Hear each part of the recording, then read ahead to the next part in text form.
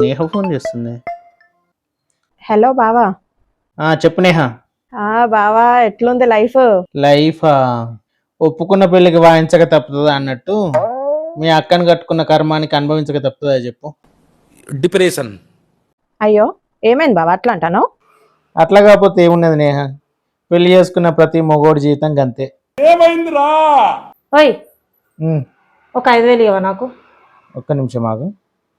చెప్పు. ఒక 5,000 కావాలబ్బా. 5,000? ఆ, 5,000 ఇస్తా గానీ నేను అడిగిన దానికి ఒకటి ఆన్సర్ చెప్పు. సరే చెప్తా అడుగు. ఓకేనా? ఆ. ఇప్పుడు మీ చెల్లి ఇష్టమా మా చెల్లి ఇష్టమా నీకు? ఇలాంటప్పుడే మనం అడుగు ఆచి తూచి వెయ్యాలి. మా చెల్లె అని చెప్తే 5,000 ఇయ్యాడు, వాళ్ళ చెల్లె అనే చెప్పాలి. అయినా అదేం క్వశ్చన్ అబ్బా?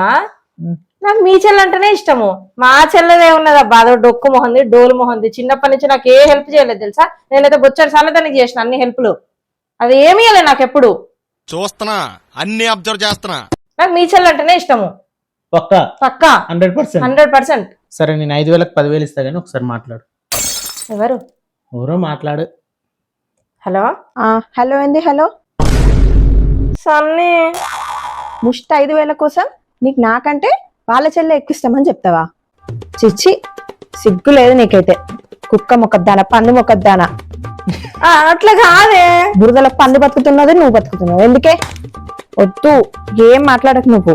ఆగే ఆగే, కొంచెం ఊపిరి పీల్చుకోవే. అరే నాకు ఫోన్ చేయకు, ఏం చేయకు ఇక. చిచ్చి పెట్టే ఫోన్, పెట్టే. ఇప్పుడు మంచిగా ఉన్నదా నీకు? మంచిగుండుడేందే, మంచి సౌత్ ఇండియన్ వెజ్ థాలీ తిన్నట్టున్నది మీరిద్దరు గొడవ పడుతుంటే. ఆహా, ఈ అమ్మాయి ఏం ఫీల్ ఉన్నది మామయ్య.